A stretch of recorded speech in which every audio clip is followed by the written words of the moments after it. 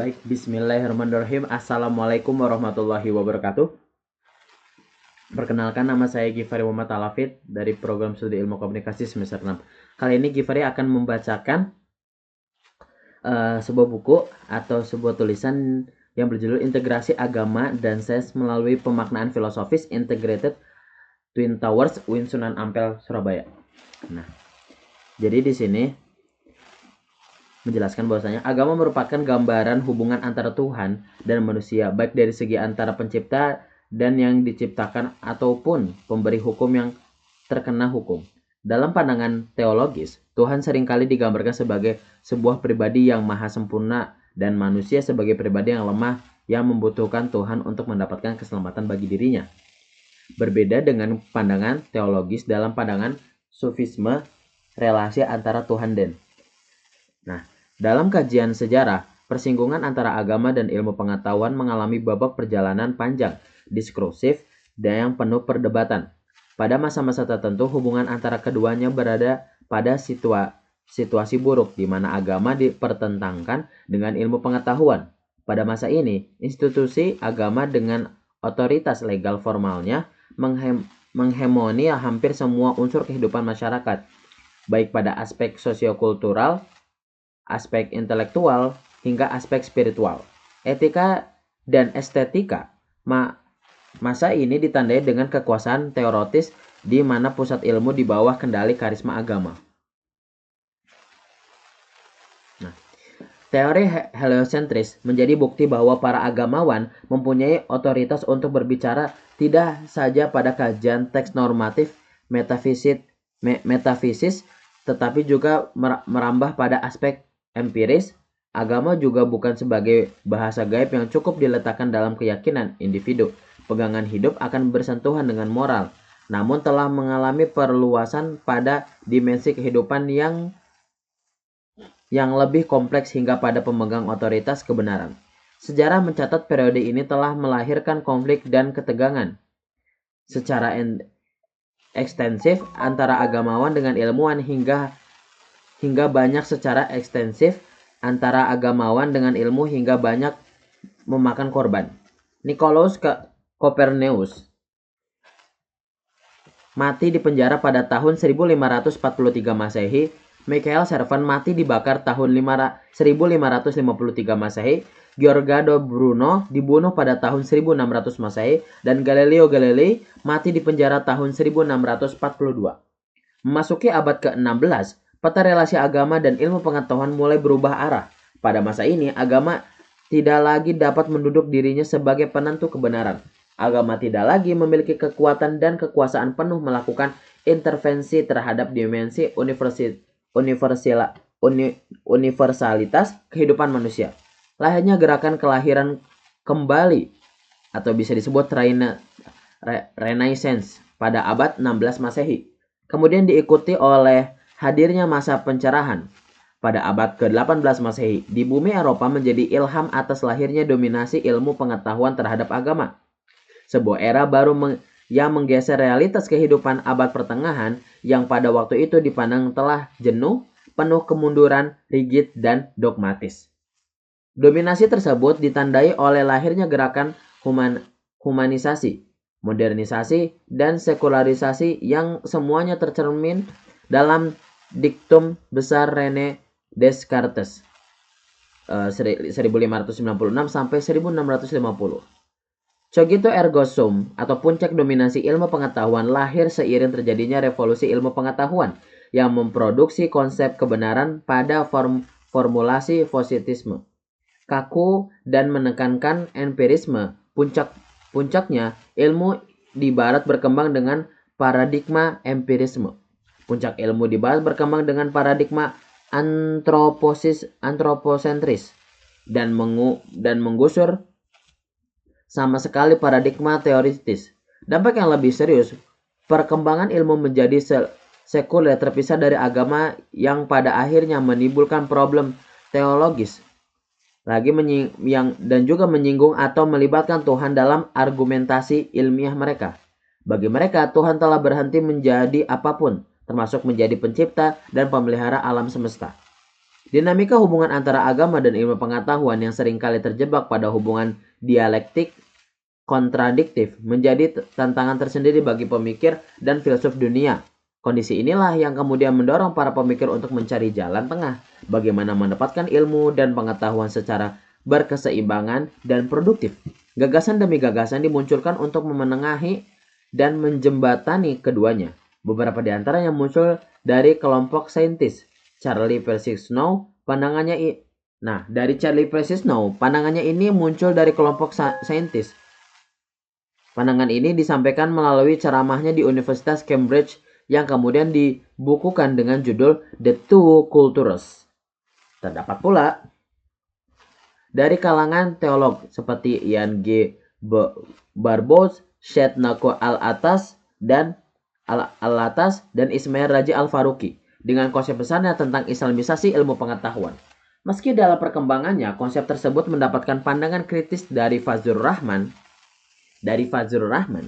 melihat dinamika yang berkembang, pemikiran perihal dialektika antara agama dan ilmu pengetahuan menjadi menarik kemudian untuk melihat dan mengkaji eksistensi perguruan tinggi Islam, baik Universitas Islam Negeri UIN atau Institut Agama Islam Negeri IAIN maupun Sekolah Tinggi Agama Islam Negeri atau STAIN.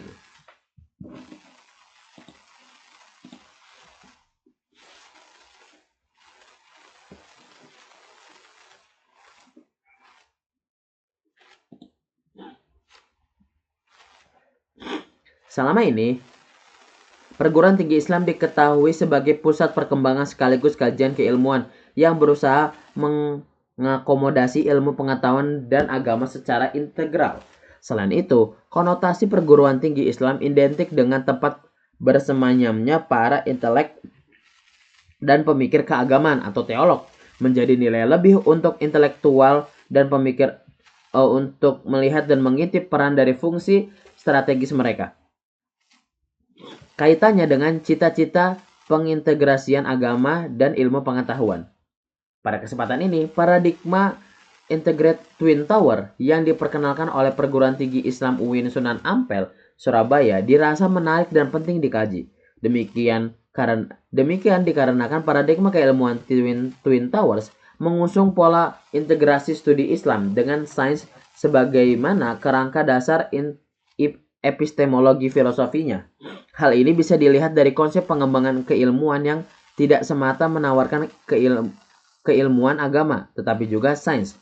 Paradigma Twin Towers dari UIN Sunan Ampel bisa dikatakan sebagai bentuk gagasan keilmuan inovatif solutif dalam rangka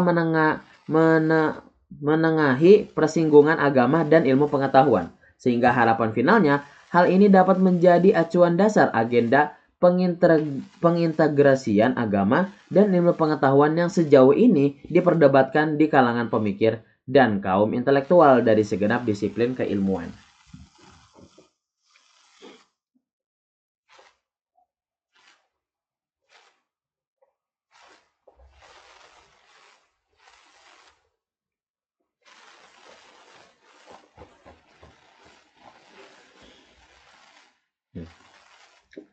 Kemudian kita lanjut.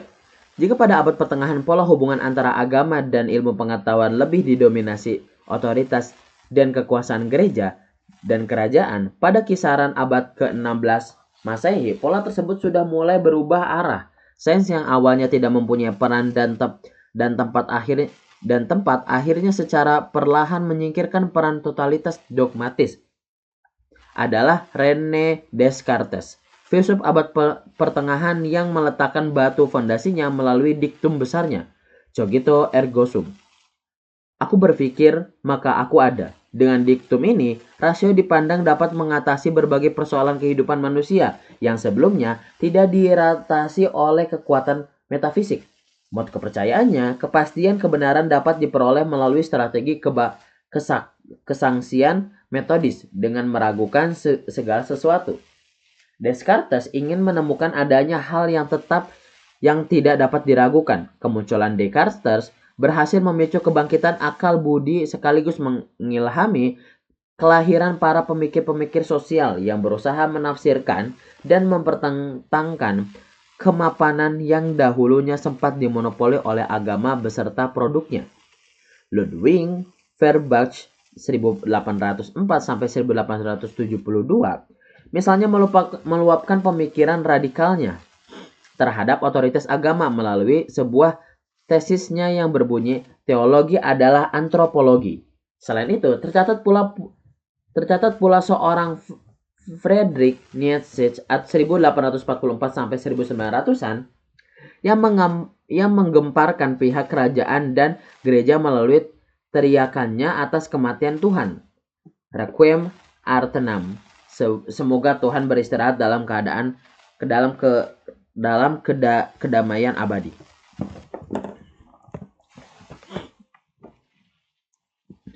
Revolusi yang bertubi-tubi menghantam daratan Eropa, mulai dari revolusi Renaissance, revolusi Aufklärung, revolusi Kopernikan, revolusi ilmu pengetahuan, revolusi politik, dan lain sebagainya, telah melahirkan berbagai bentuk keduniaan baru, mulai dari sekularisme, humanisme, santisme, humanisme, kapitalisme, dan lain sebagainya. Semua paham tersebut pada intinya berelasi negatif terhadap dominasi teori teosentris pada abad pertengahan yang meletakkan Tuhan sebagai penentu kebenaran. Lahirnya ragam pandangan baru yang muncul dari rahim rasionalisme berhasil mengubah cara pandang dan pemikiran masyarakat barat yang awalnya mengalami pemusatan pada sosok keberadaan Tuhan melalui firman dan bahasa mistisnya atau teosentris. Akhirnya perpindahan arah pada pemusatan kekuatan rasio manusia atau antropocentris yang berpusat pada logika positisme, seeing is believing. Begitulah kira-kira kaum saintis menggambarkan dunia mereka, bahwa benar dalam era seperti ini berada pada pengetahuan indrawari dan berdasarkan pengalaman. Lenyapnya bahasa-bahasa agama dalam dimensi kehidupan manusia-manusia modern melahirkan realitas-realitas baru.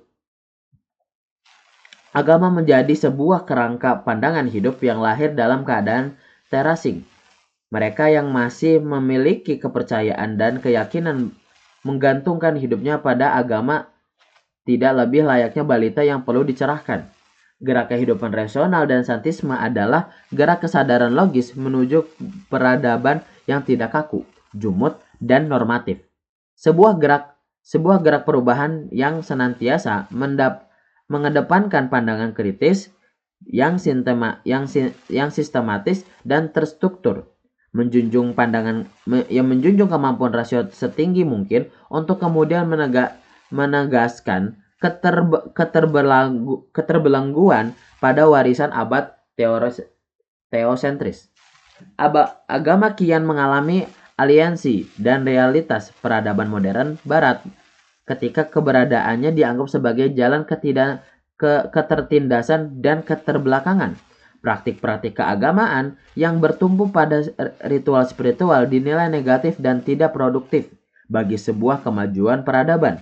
Karena dalam kenyataannya, ajaran dan tuntunan agama telah mengembalikan prioritas-prioritas alamiah dengan mengatakan bahwa penderitaan dan kesulitan hidup kalau ditanggung dengan kesabaran dan keikhlasan sesungguhnya mempunyai nilai rohani positif yang sejatinya dapat meninggikan derajat kehidupannya setelah mati, yaitu pahala dan janji kehidupan surga yang indah di akhirat kelak.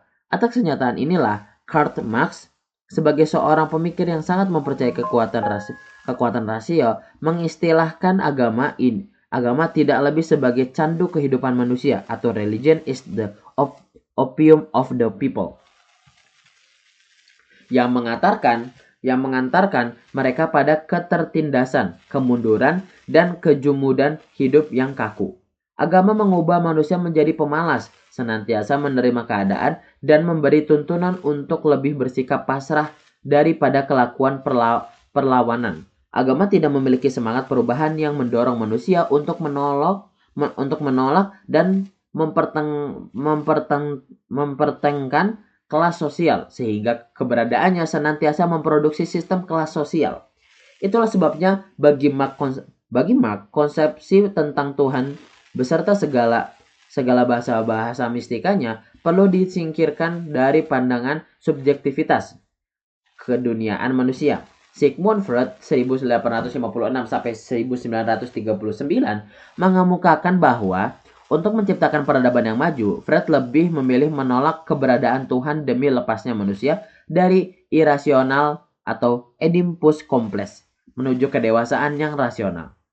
Auguste Comte, filsuf modern sekaligus penggagas aliran paham positivistik, mengistilahkan era kedigdayan masyarakat saintis di atas eksistensi agama sebagai fenomena lahirnya masyarakat yang tengah berada pada tahap positif ilmiah.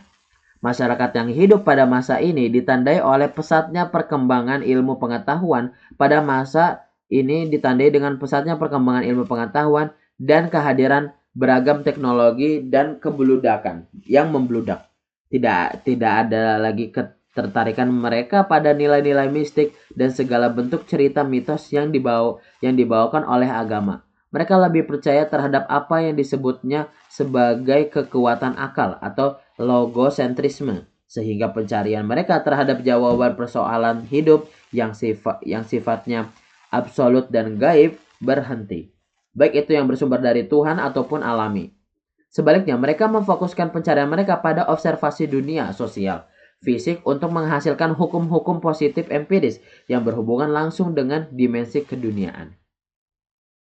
Menguatnya rasionalitas ilmu pengetahuan sebagai jalan kebenaran mencapai kehidupan yang lebih baik tidak lepas dari narasi besar modernitas bahwa kemajuan dan segala persoalan sosial kehidupan manusia hanya teratasi melalui kekuatan akal.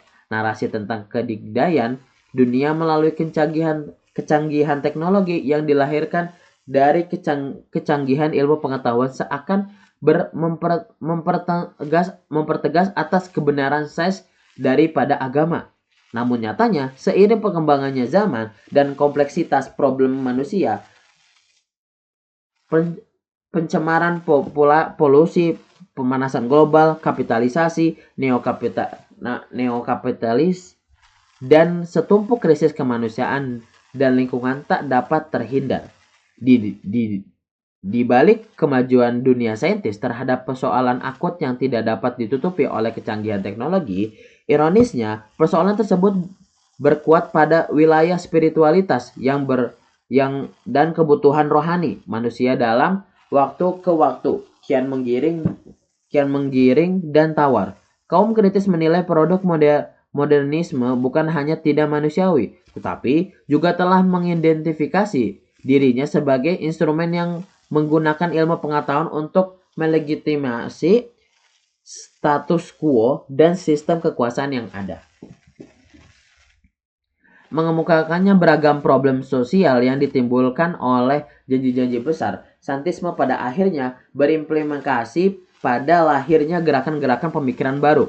Gerakan tersebut berusaha menafsirkan kembali, menundukkan era modernisme sebagai sebuah pencarian yang tidaklah final, melainkan sekadar tahap menjadi. Para pemikir pun kembali berusaha keras untuk menemukan jalan keluar, sehingga kemudian sampailah mereka pada sebuah proyeksi baru, yakni postmodernisme. Dalam karyanya yang berjudul The Postmodern Condition, Jean-Francois Lyotard mengistilahkan postmodernisme sebagai bentuk ketidakpercayaan pada narasi-narasi besar modernisme. Bagi dirinya, narasi-narasi agung yang dicita-citakan modernisme melalui agenda ilmu pengetahuan dan teknologi tidak lebih sekadar cerita yang mengawang-awang. Meski dalam batasan-batasan tertentu, tidak semua tokoh pemikir postmodernis memahami postmodernitas sebagai langkah mengintegrasikan agama dan ilmu pengetahuan. Namun terhadap gradasi atas kesepakatan mereka bahwa rasio logos bukanlah satu-satunya tolak ukur kebenaran. Jacques Derrida misalnya, ia secara tegas menolak dominasi rasio dan ilmu pengetahuan dan menyebut mereka yang terjebak ke dalamnya sebagai logosentris. Paul Karl Feyerabend menyebut saintis modern sebagai anarkisme epistemologi karena telah didominasi oleh pandangan positifisme. Situasi inilah yang kemudian menjadi pintu gerbang masuknya para pemikir dan tokoh intelektual untuk memunculkan gagasan-gagasan baru, memformulasikan agama dan ilmu pengetahuan sebagai dua entitas sosial yang saling melengkapi dan mendukung, bukan dipertentangkan atau bahkan saling menegasikan satu sama lain. Ya. Jadi saat itu, pemikiran-pemikiran saat itu menjelaskan bahwasanya tragedi ini disebabkan karena ketidakpercayaannya kepada pemikiran-pemikiran spiritual, sehingga mereka menganggap bahwasanya pemahaman spiritual dengan pemahaman secara saintis itu sebuah hal yang perlu ditegaskan satu sama lain. Tapi pada kenyataannya, dua hal ini memiliki kesinambungan yang sangat subjektif, mengartikan bahwasanya tidak bisa sebuah pemahaman saintis itu harus dipertegas dengan spiritual, dan sebaliknya, spiritual tidaklah bisa dipertegas dengan saintis. Namun beberapa penemu menemukan bahwasanya penemuan-penemuan saintis ini malah tercatat dari beberapa pemahaman-pemahaman yang sudah dilampirkan dalam pemahaman spiritual. Tipologi relasi agama dan sains. Mengkaji persoalan antara agama dan sains telah jelas tidak mungkin dapat dikecualikan dari pembahasan hubungan agama dan sains. Secara historis, seperti yang disinggung di muka, dalam beberapa hal hubungan agama dan sains berada pada kondisi tidak akur. Bahkan pada masa-masa tertentu, keduanya terjebak dalam pertentangan dan perdebatan hebat. Pada tahapan ini, kalangan pemikir berusaha menjaga jarak untuk tidak masuk pada wilayah pertentangan tersebut, baik yang berlatar akademisi, saintis, atau teolog. Hal demikian dilakukan untuk tidak membuat jarak antar agama dan sains yang semakin melebar dan meruncing. Melihat keduanya secara hierarkis jelas akan membuat hubungan mereka semakin memanas dan merenggang. Itulah sebabnya dalam banyak kesempatan para pemikir atau filsuf berusaha melihat relasi agama dan sains dari perspektif yang luas, universal, dan komprehensif.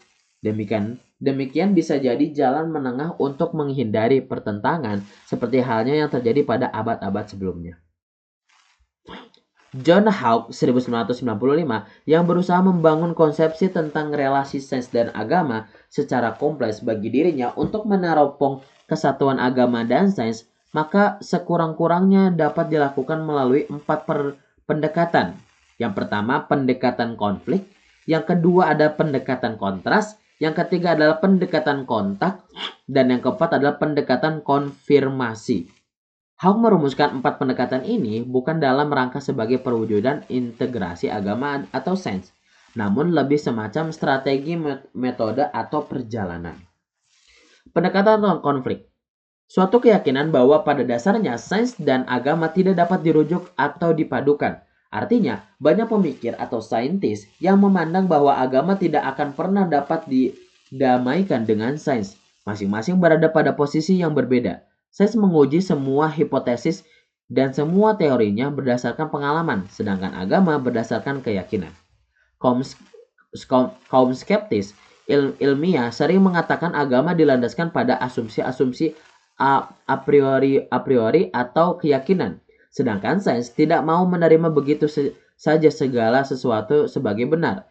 Menurut kaum saintis, memandang agama terlalu bersandar pada imajinasi yang liar. Sedangkan sains bertumpu pada fakta yang dapat diamati, terukur, terverifikasi, dan mengusung semangat bebas nilai. Peraturan antara keduanya tidak dengan mudah dapat dilakukan. Keduanya memiliki perbedaan berdasar sehingga upaya menyandingkan keduanya dalam satu kotak tertentu akan memicu beberapa persoalan, terutama terkait dengan ragam benturan konseptual, metodologis, dan ontologis antara sains dan agama. Secara tegas dapat dikatakan bahwa dalam sejarah sikap ekspansionis agama maupun sains menolak pengamplingan wilayah masing-masing. Keduanya sulit dipaksa berdiam dalam kotak-kotak lain. Maka ketika satu kotak didiami oleh dua entitas ini, terbukalah peluang terjadinya konflik antara keduanya. Sains seringkali memberi jawaban besar bagi pertanyaan kecil, sedangkan agama sebaliknya, memberi jawaban kecil bagi pertanyaan besar. Sebuah ungkapan dari seorang Oliver Wendell Holmes yang menggambarkan betapa agama dan sains memiliki ruang berbeda yang begitu mendasar.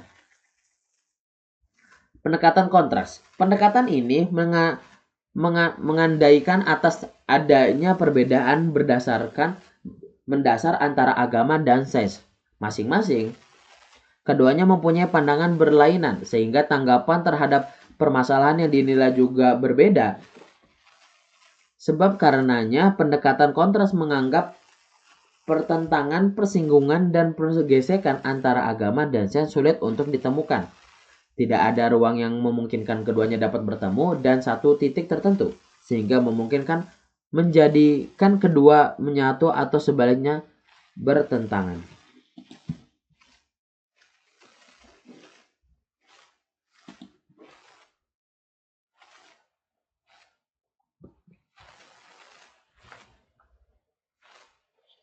Dilihat dari perspektif filsafat ilmu, sisi kontras antara agama dan sains dapat dilihat dari aspek bagaimana keduanya membangun konsep kebenaran, baik itu mencakup metode ataupun rumusannya. Konsep kebenaran dalam wilayah agama diproduksi melalui intuisi, sedangkan ilmu pengetahuan mengandaikan pada dalam kegiatan rasionalisasi. Sains memiliki objek empiris, sedangkan agama mistis. Sains menggunakan pendekatan metode ilmiah, sedangkan agama lebih kepada pendekatan metode latihan ilmiah. Sains lebih kepada rasional, sedangkan agama cukup pada dasar keimanan. Sains bersumber dari pengetahuan yang sifatnya posteriori yang hanya dapat diakui kapasitas kebenarannya manakala diikuti oleh aktivitas penyelidikan metodologis dan verifikatif. Adapun agama memiliki sifat a priori. Segala bentuk pengertian dan tingkat kebenarannya dapat diterima, sekalipun tidak diverifikasi atau dibuktikan lebih lanjut. Dalam batasan-batasan tertentu, perbedaan ini membuat ilmu pengetahuan bersikap eksklusif terhadap segala realitas sosial yang dianggap turunan agama, berbau mistik, transinden dan goib. Adapun juga pendekatan kontak. Jika pendekatan kontras mengidentifikasi agama dan sains sebagai sebuah entitas berbeda, baik dalam tataran teks teoretis ataupun dalam tataran konstekstual, maka pendekatan kontak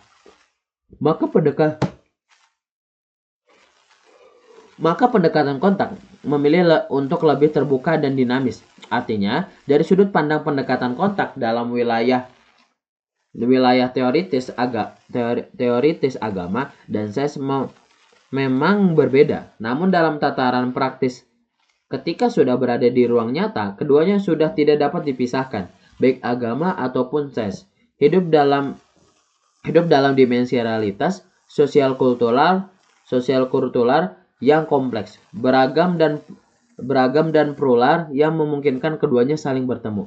Atas dasar situasi inilah, Hawke mengandaikan bahwa dalam pendekatan kontak, agama dan sains sejatinya masih bisa disejajarkan, yakni melalui pendekatan yang mengedepankan dialog, interaksi, sehingga memungkinkan lahirnya penyesuaian antara sains dan agama, dan terutama mengupayakan cara-cara bagaimana sains ikut mempengaruhi pemahaman religius dan teologis. Melalui pembacaan demikian, nampak jelas betapa Hawke tidak rela membiarkan dunia ini terpilah-pilah menjadi dua ranah atau dikotomis, tetapi ia juga tidak setuju pada harmoni yang dangkal dalam pendekatan peluburan. Maka menurutnya pendekatan ini setuju bahwa sains dan agama jelas berbeda secara logis dan linguistik, tetapi dalam dunia nyata mereka tidak dapat dikotak-kotakan dengan mutlak sebagaimana diandaikan oleh kubu pendekatan kontras. Kata Hawke, bagaimanapun di dunia barat, agama telah membantu membentuk sejarah sains, dan pada gilirannya kosmologi ilmiah ilmiah pun telah mempengaruhi teologi. Pendekatan konfirmasi. Suatu perspektif yang lebih tenang tetapi sangat penting. Perspektif ini menyoroti cara-cara agama pada tataran yang mendalam, mendukung dan menghidupkan segala kegiatan ilmiah. Pendekatan konfirmasi menyarankan agama dan sains agar saling mengukuhkan. Artinya, agama dapat memainkan peran dalam pengembangan sains yang lebih bermakna.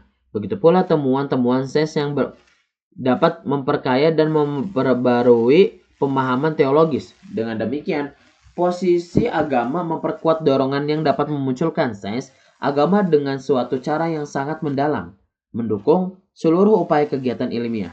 Dapat dikatakan bahwa pendekatan konfirmasi adalah memperkuat atau mendukung. Agama dapat mendukung sepenuhnya dan bahkan melandasi upaya ilmiah yang memberi makna kepada alam semesta. Oke. Jadi ada lima yang dimana itu menjadi sebuah bentuk pendekatan yang dimana itu cukup ramai dibahas pada saat itu ya, menyebabkan beberapa kubu yang melahirkan pemikiran-pemikiran bahwasanya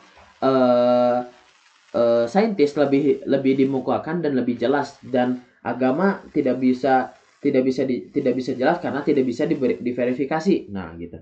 Maka Hawke menyarankan adanya 5 pendekatan yang bisa kita terapkan untuk memahami dan menyinkronisasi hal tersebut, yaitu ada di mana pendekatan konflik, itu yang pertama. Yang kedua itu ada di pendekatan kontras.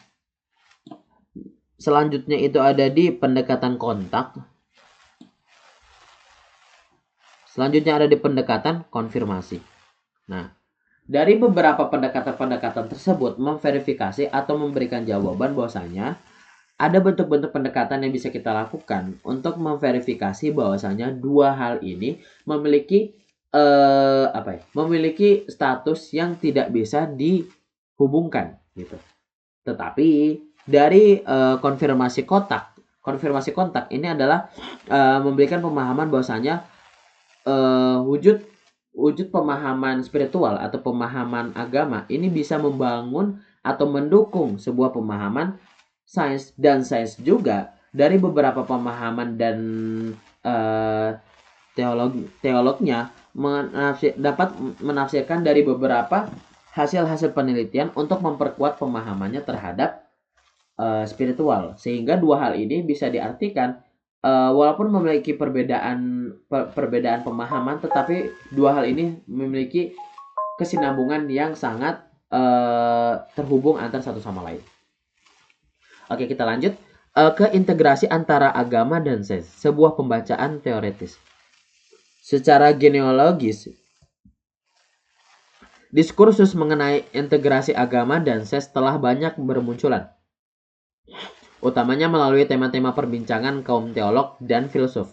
Hal ini dapat dilacak ketika Ibn Khaldun pada jauh-jauh hari sebelumnya telah mengemukakan bahwa eksistensi dunia sains tidak boleh kosong dari nilai atau free value.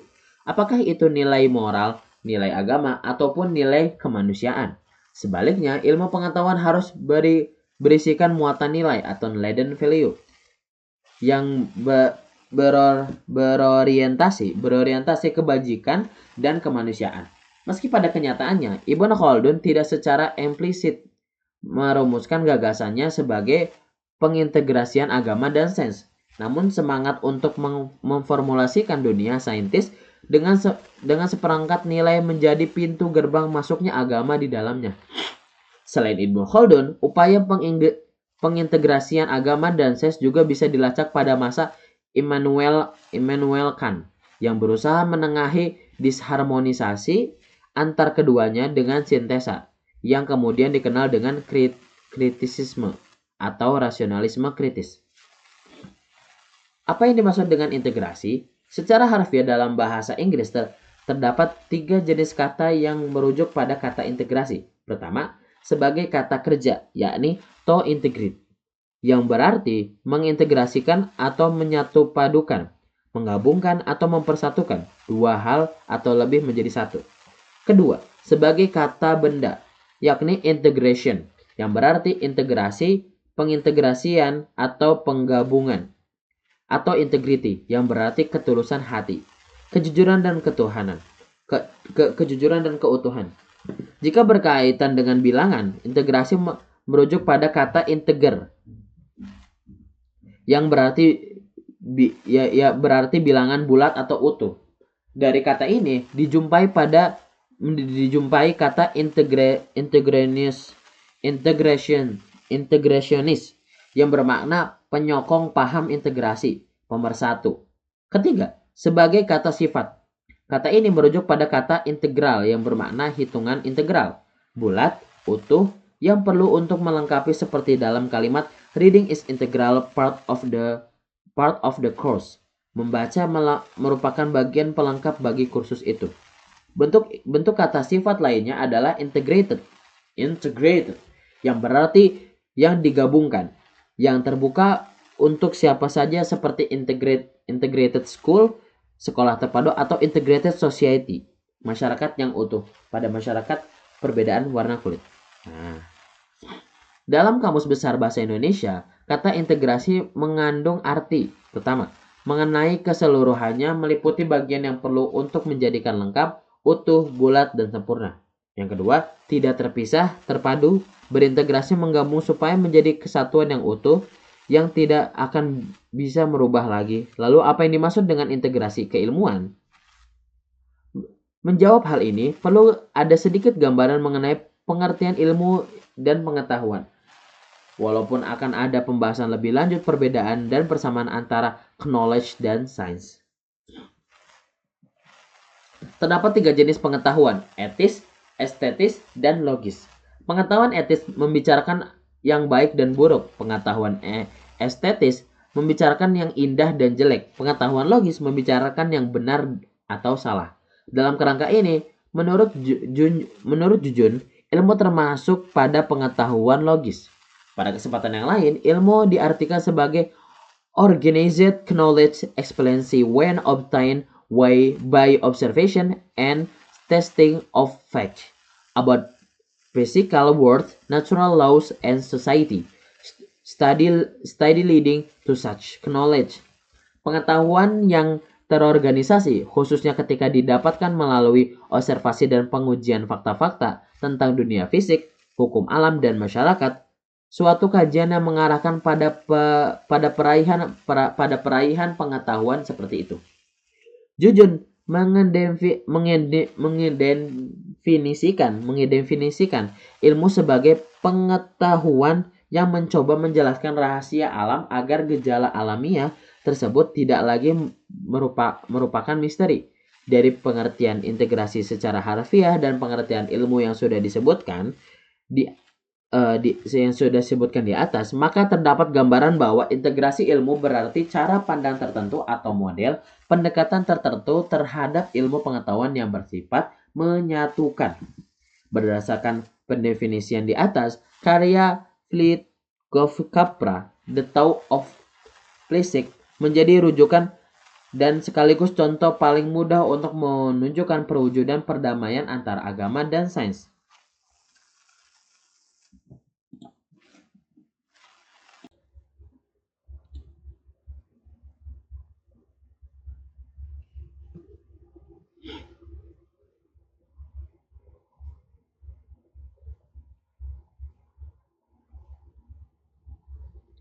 Berdasarkan pendefinisian di atas, karya Fleetwood-Capra, The Tao of the Physics, menjadi rujukan dan sekaligus contoh paling mudah untuk menunjukkan perwujudan perdamaian antara agama dan sains. Hal itu bisa dilihat dari keberhasilan Capra dalam mencari dan menelusuri kesamaan-kesamaan antara fisika modern dan bahasa mistis agama yang dalam kajian Capra ini diwakili oleh Hinduisme, Buddhisme, dan Taoisme. Karya ini telah sangat membantu mendorong pemikir-pemikir agama lainnya untuk mencari kesamaan-kesamaan antara fisika modern, Sufisme, dikarenakan kesamaan-kesamaan antara Sufisme dan mistisisme timur. Untuk mencari kesejajaran antara fisika modern dan mistisme timur, Capra berangkat dari kesejajaran epistemologis. Menurutnya, ada dua jenis pengetahuan atau kesadaran manusia, diperoleh dari berpikir rasional, sedangkan pengetahuan intuitif diperoleh melalui berpikir imajinatif. Meskipun fisika menekankan pengetahuan rasional dan mistisme timur menekankan pengetahuan intuitif, kedua tipe pengetahuan ini terdapat dalam kedua bidang ini sekaligus.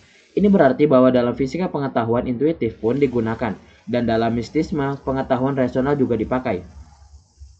Dalam menjelaskan pengetahuan intuitif, Capra banyak mengeksplorasi pandangan-pandangan intuitif yang ada dalam pandangan mistisme timur, Buddha, Tao, dan Konfusius. Dalam pandangan mistisme timur, pengetahuan intuitif tersebut intuitif disebut dengan pengetahuan mutlak, karena macam pengetahuan intuitif adalah pengetahuan yang tidak diabstraksikan, tidak berdasarkan penalaran. Pengetahuan macam ini adalah pengetahuan berupa pengalaman langsung atas realitas yang tidak terdiferensiasi dan bersifat menyeluruh, jenis pengetahuan yang melampaui kata-kata. Pengetahuan jenis ini adalah pengetahuan yang diperoleh melalui cara mediatis atau mistis. Selain Capra, Ian J. Barbour turut pula tercatat sebagai salah satu rujukan kaum pemikir kaitannya dengan hubungan sains dan agama. Menurut fisikawan Cum Agamawan, dalam bukunya Juru Bicara Tuhan Antara Sains dan Agama, dari judul asli When Science Meets Religion, Enemies, Strange, or Virtues, perpaduan antara sains dan agama merupakan salah satu tipologi. Barbour mengusulkan empat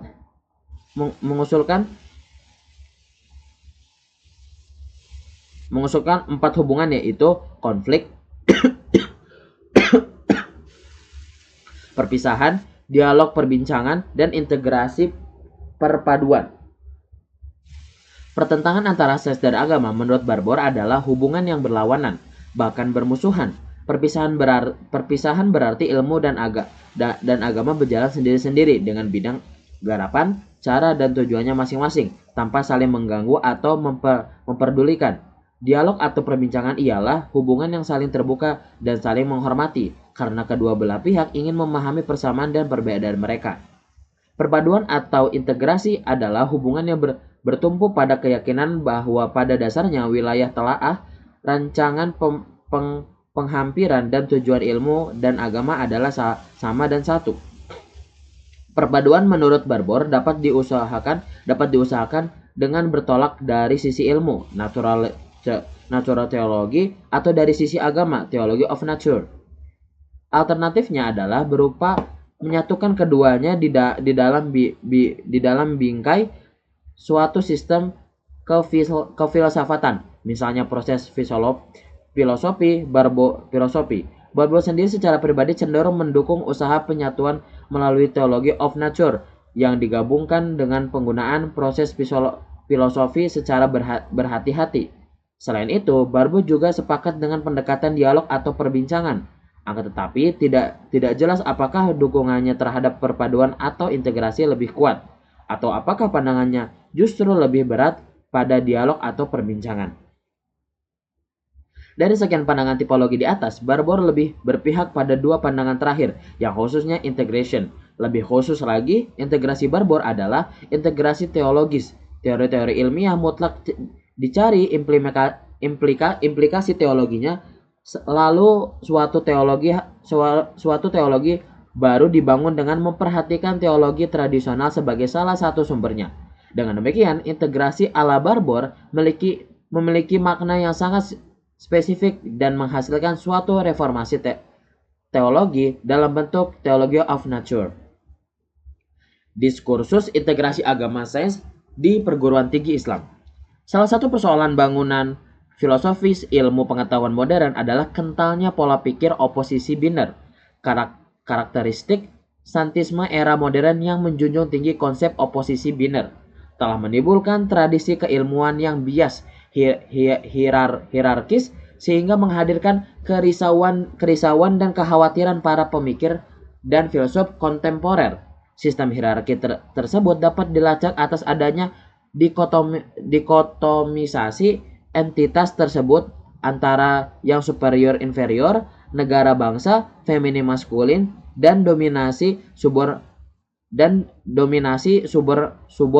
subordinasi.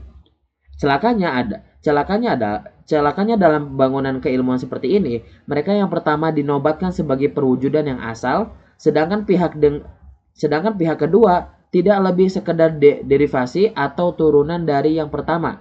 Dengan pola hubungan seperti ini, menjadi wajar jika kemudian realitas masyarakat modern seringkali dihadapkan pada eksploitasi dan kesewenang-wenangan.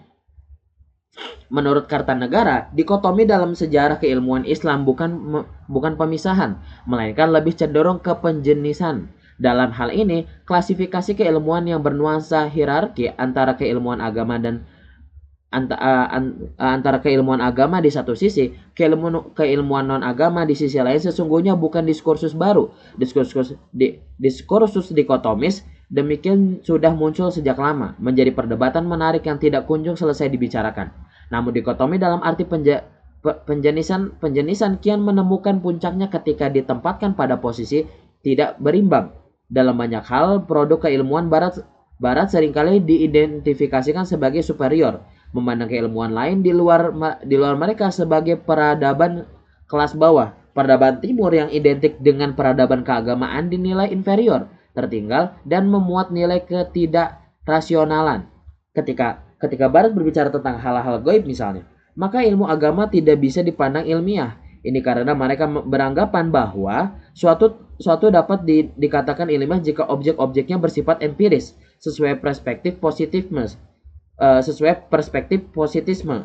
Padahal ilmu-ilmu agama pasti akan membicarakan hal-hal gaib seperti Tuhan, malaikat, dan sebagainya sebagai pembicaraan pokok mereka. Dengan adanya dikotomi tersebut, muncul gagasan tentang integrasi atau reintegrasi sains dengan agama. Hal ini sangat menarik karena di Barat sendiri, khususnya setelah tradisi keilmuan yang dianut mereka bersifat positivistik, muncul beragam problem kemanusiaan yang ternyata tidak dapat diselesaikan oleh pendekatan sains. Terdistorsinya nilai-nilai religius pada rumusan dan hukum kausalitas modernisme berefek besar terhadap krisis spiritualitas sehingga kehidupan mereka seolah kehilangan sesuatu yang lebih berharga. Sosok pemikir seperti Huston Smith John, L. Esposito, dan Karen Armstrong adalah segelintir pemikir atau teolog yang berusaha membuka jalan, mengembalikan agama ke dalam diskursus kebudayaan Barat. Ketertarikan Barat untuk ikut mengkampanyekan wacana penyatuan sains dengan agama menjadi penegas atas pentingnya wacana integrasi agama dan sains di kalangan pemikir, saintis, dan tentunya akademisi perguruan tinggi selaku agen peradaban. Atas hal demikian, pembahasan tentang integrasi sains dengan agama merupakan salah satu respon mutakhir nan menarik, khususnya di kalangan perguruan tinggi Islam. Salah satunya datang dari perguruan tinggi UIN Syarif Hidayatullah Jakarta. Berdasarkan kajian yang telah dilakukan oleh tim akademisi UIN Syarif Hidayatullah Jakarta, paradigma integrasi ilmu dirinci menjadi 3 bagian. Yang pertama, paradigma ilmu integratif menjadi bagian dari keseluruhan. Yang kedua, paradigma integrasi ilmu integralistik atau paradigma ilmu dialogis, yakni bersifat terbuka untuk sharing atau mengapresiasi keberadaan disiplin ilmu lainnya. Pertama, paradigma integrasi ilmu integratif.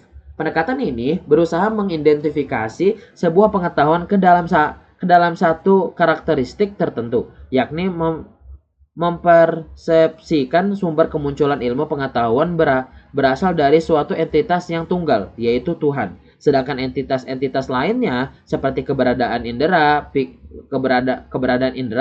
pikiran, otak, dan ekspresi imajinatif merupakan sumber penunjang yang memiliki fungsi sebagai pelengkap keberadaan yang tunggal. Dengan demikian, sumber wahyu menjadi inspirasi etis, estetis, sekaligus logis dari ilmu. Dengan kata lain, pendekatan demikian berupaya mendudukan berbagai paradigma dalam bentuk pola pikir tunggal, baik yang memiliki latar sekuler ataupun yang dicirikan sebagai paradigma keagamaan, yaitu sebuah pola pikir komprehensif yang memandang penting semua bentuk keilmuan tanpa membeda-bedakan sumbernya. Apakah keilmuan tersebut diproduksi oleh pikiran, indera, intuisi, atau wahyu? Jika dikaitkan dengan penjelasan di muka, maka agenda peleburan sains dan agama seperti halnya konsep Islamisasi ilmu yang ditawarkan oleh Ismail Raji Al-Faruqi sebenarnya dapat dikategorikan sebagai upaya mengintegrasikan ilmu ke dalam satu pohon ilmu yang sama, yaitu ilmu pengetahuan integratif. Karena sama, wujud apapun yang kita ketahui, spiritual atau material, tentu mempunyai status ontologi yang sama-sama kuatnya dan sama-sama realnya. Segala tingkat wujud boleh menjadi objek yang valid bagi ilmu karena realitas ontologis mereka telah ditetapkan. Kedua, paradigma integrasi ilmu integralistik. Paradigma ini melihat ilmu berintikan pada ilmu Tuhan seperti pada paradigma ilmu integratif. Bedanya ada pada perlakuan hubungan ilmu-ilmu agama dan umum. Paradigma ilmu integratif melebur semua jenis ilmu ke dalam satu kotak dengan sumber utama Tuhan dan sumber-sumber ilmu lainnya sebagai penunjang. Adapun paradigma ilmu integralistik memandang Tuhan sebagai sumber segala ilmu dengan tidak melebur sumber-sumber lain, tetapi untuk menunjukkan bahwa sumber-sumber ilmu lainnya sebagai bagian dari sumber ilmu dari Tuhan. Dengan demikian, cara pandang integrasi ilmu integralistik merujuk pada sebuah konstruksi pola keilmuan yang menyatukan, bukan sekadar menempatkan dimensi metafisik keagamaan Tuhan dengan kecanggihan produk pemikiran manusia. Namun, juga mengutamakan keberimbangan, menempatkan Tuhan ataupun manusia dalam posisi yang sama. Segala macam bentuk sikap yang bias pada praktik dikotomisasi dan penegasian terhadap salah satu dari keduanya dapat dihindarkan. Integralisasi ilmu berusaha menangkal munculnya praktik sekularisasi objektif pada ranah sosial kultural yang bersentuhan langsung dengan kehidupan masyarakat. Pun juga menangkal sekularisasi subjektif yang beroperasi dalam wilayah kesadaran subjektivitas individu ataupun masyarakat. Integralisasi ilmu tidak berambisi untuk menggantikan ilmu-ilmu sekuler, tetapi berusaha menempatkan keduanya, Barat dan Marxist, secara proporsional dalam kritisme agama. Ketiga, paradigma integrasi ilmu dialogis. Paradigma ini dapat diartikan sebagai cara pandang terhadap ilmu yang terbuka, dinamis, dan bersikap hormat terhadap segala bentuk macam disiplin keilmuan, tanpa harus bersikap inferior dan mengesampingkan daya nalar kritis. Sikap ini lebih kepada pengakuan secara proporsional, tanpa mereduksi identitas, prinsip, dan jati diri masing-masing. Dengan demikian, penjelasan ini mengandaikan bahwa suatu ilmu dapat bersumber dari agama dan ilmu-ilmu sekuler yang diasumsikan dapat bertemu, saling mengisi untuk kemudian melahirkan seperangkat nilai yang konstruktif. Adapun kritis artinya kedua jenis keilmuan dalam berkonsistensi dan berkomunikasi terbuka untuk saling mengkritisi secara konstruktif. Selain UIN Syarif Hidayatullah Jakarta, ada juga kampus lain yang sebelumnya mengembangkan integrasi keilmuan seperti UIN Sunan Kalijaga Yogyakarta dengan konsep jaring laba-laba, UIN Maulana Malik Ibrahim Malang dengan konsep pohon ilmu, dan secara keseluruhan inti dari konsep yang digagas oleh masing-masing kampus merupakan upaya melakukan integrasi keilmuan Islam dan sains, sehingga pertautan keduanya merupakan tindakan konstruktif dalam membangun kehidupan dunia yang lebih beradab.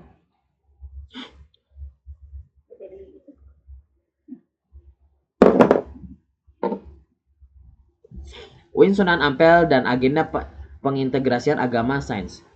Peralihan kampus Sunan Ampel dari institut ke universitas adalah salah satu bentuk langkah konsistensi mengusung semangat kemajuan dan pembaruan.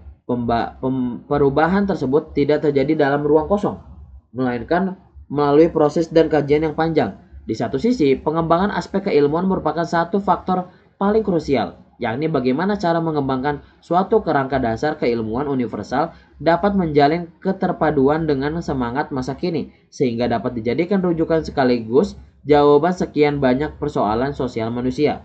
Pada sisi yang lain, dilihat dari perspektif pengembangan nasional dan global, konsep paradigma baru bagi perguruan tinggi di Indonesia termasuk bagi UIN Sunan Ampel merupakan sebuah keharusan sebagaimana dikemukakan dalam World Declaration of Higher Education for the 21st Century Vision and Action. Sebagai salah satu perguruan tinggi yang berkiblat pada acuan dan sistem pendidikan nasional, tidak mungkin bagi UIN Sunan Ampel mengasingkan dirinya dari pengembangan realitas sosial, kultural, dan kekinian. Artinya, dalam rangka menjaga eksistensi diri, maka UIN Sunan Ampel dituntut aktif melakukan kajian dari waktu ke waktu, aktif mengganti keberadaan perguruan tinggi secara menyeluruh, dan kemudian mengikutinya dengan memunculkan gagasan-gagasan brilian yang berorientasikan pada pengembangan dan kemajuan kampus, baik secara institusi ataupun yang paling dasar, yakni keilmuan. Kajian-kajian demikian merupakan sebuah keniscayaan sebagaimana yang tertuang dalam kerangka yang diajukan oleh D.A. Tisna Amijaya. Kajian atas bangunan paradigma tersebut memiliki fungsi fundamental dalam upaya perwujudan sistem pendidikan dan keilmuan yang komprehensif, kolektif, dan progresif, mengandung kesesuaian dengan semangat perubahan zaman tanpa harus mereduksi jati diri basis keislaman.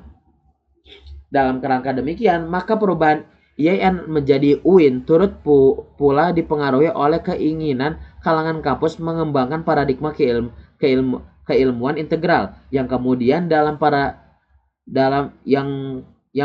dalam praksisnya diimplementasikan dalam wujud pengembangan prodi-prodi yang selaras dengan perubahan dan kebutuhan masyarakat. Usaha yang dilakukan oleh UIN Sunan Ampel adalah dengan menyusun paradigma keilmuan yang mengintegrasikan antara variabel normatif, wahyu, dan ilmu sekuler.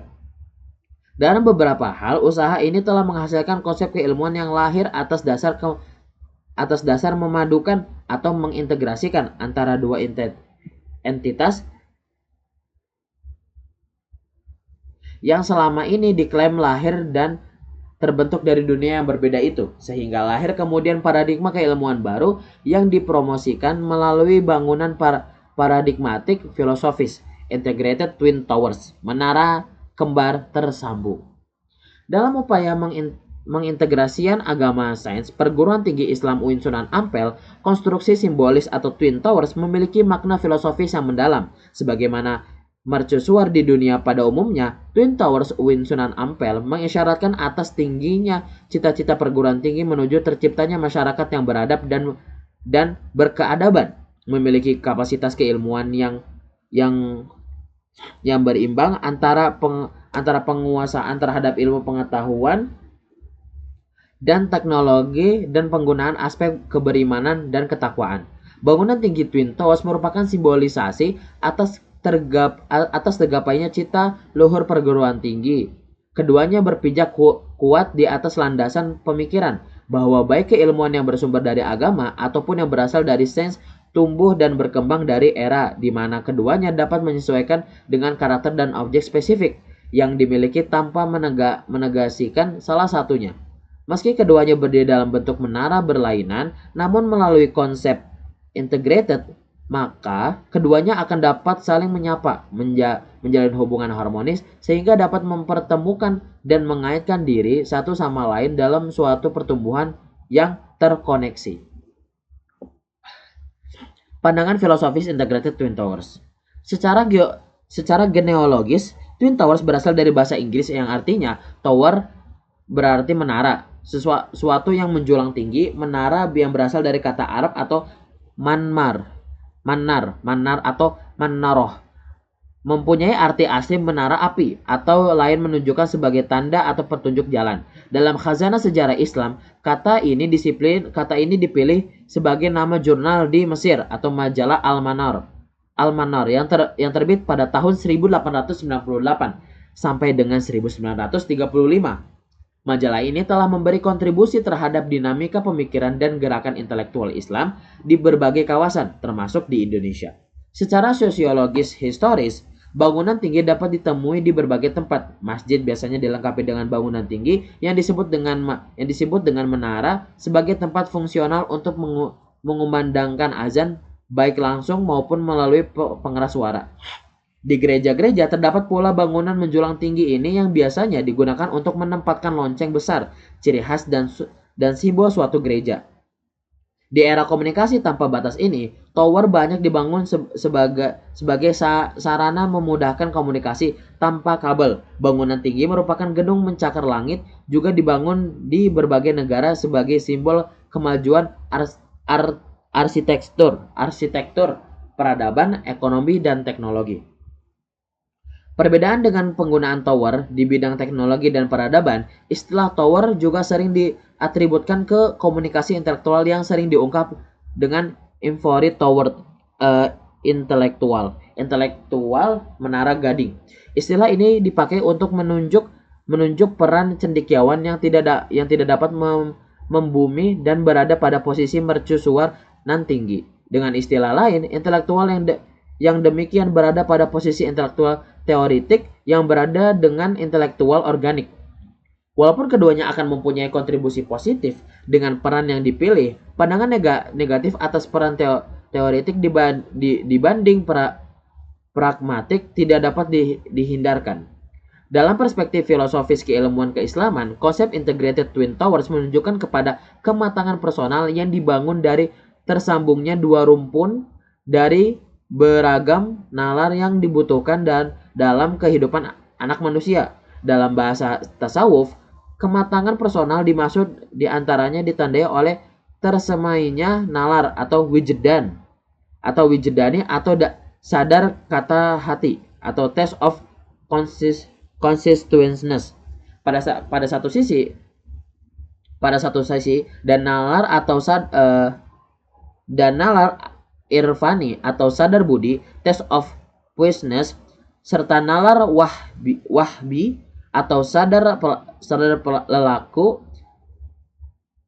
test of intelligence pada sisi lainnya. Dengan demikian, konsep integrated twin towers di atas didirikan tidak dalam agenda islamisasi ilmu pengetahuan atau sosial humaniora serta sains dan teknologi, melainkan lebih kepada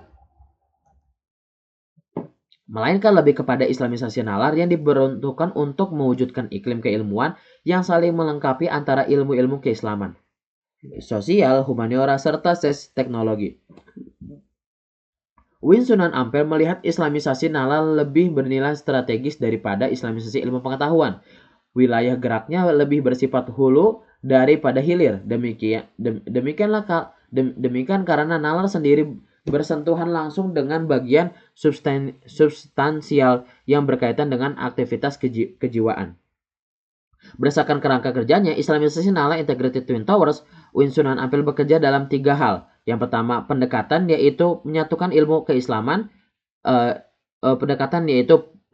Penyatuan ilmu keislaman, sosial humaniora, serta sains dan teknologi. Kedua, pembidangan ilmu pengetahuan berdasarkan paradigma integrated twin towers. Dan yang ketiga adalah kerangka kurikulum berdasarkan paradigma integrated twin towers. Oke. Selanjutnya, menyatukan ilmu-ilmu keislaman atau sosial humaniora serta sains dan teknologi. Selama ini, posisi ilmu agama terkadang inferior di tengah pergulatannya dengan ilmu umum. Posisi inferior itu tidak hanya dalam perbincangan akademik, tetapi juga terdapat dalam sikap dan tindakan dosen pada mahasiswa. Keberadaan mahasiswa atau dosen dan bahkan juga pimpinan perguruan tinggi keagamaan Islam atau PTKI terkadang dipandang sebagai nomor 2. Adapun menjadi mahasiswa, dosen atau pimpinan perguruan tinggi umum atau PTU sama dengan menjadi orang nomor 1. Sikap demikian sama artinya menggolong perguruan tinggi keagamaan Islam atau PTKI secara inferior. Sampai pada batasan ini, maka tentu menjadi tugas bersama mengubah dan membalikan pandangan inferior tersebut, diperlakukan komodifikasi, kelembagaan dan keilmuan yang dapat memicu lahirnya penilaian baru bahwa PTKI tidak berbeda dengan perguruan tinggi umum lainnya. Dalam konteks ini, setiap mahasiswa, dosen, dan pimpinan PTKI harus menanamkan sikap kebanggaan diri atas identitas lembaga dan keilmuan yang disandang. Kebanggaan atas identitas itulah yang dirasakan penting untuk dihadirkan di tengah arus modernisasi dunia yang semakin menderas, mengglobal, dan kompetitif. Untuk menjadi bangga dan memiliki harga diri tentunya harus ada prestasi dan program unggulan tertentu. Sehingga dengan begitu, posisi perguruan tinggi Islam memiliki modal sosial kuat untuk dapat bicara banyak dan berkompetisi. Salah satunya adalah keahlian yang mapan tentang bidang studi yang dikaji, visi misi keilmuan yang luas, dan mengusung semangat emansipasi. Oke, karena itu, jadi paradigma Twin Towers ini menjelaskan bahwasanya dua keilmuan antara sains dan keagamaan atau spiritualisme itu adalah suatu hal yang dimana dari dulu itu akan selalu dijadikan perdebatan, karena sains berpikir bahwasanya sesuatu hal yang bisa dipikirkan atau yang bisa dibuktikan itu adalah sebuah keilmuan yang nyata. Sebaliknya dengan pengetahuan spiritual adalah sebuah kepercayaan atau keyakinan yang dimana hal itu dapat dibuktikan dari sebuah keyakinan saja terhadap apa yang kita yakini gitu. Makanya dari UIN Sunan Ampel ini membuat sebuah filosofi dari Integrated Twin Towers. Integrated Twin Towers yang dimana diartikan dari kata integrate yang dimana artinya tidak memisahkan satu sama lain, dan Twin Towers itu adalah menganalogikan sebuah bangunan yang tinggi, menjulang tinggi, mengartikan antara sains dan agama yang tidak akan terpisahkan, tapi memiliki nilai yang berbeda, tapi saling menguatkan satu sama lain. Cukup sekian dari saya. Saya Given Muhammad Alfid. Assalamualaikum warahmatullahi wabarakatuh.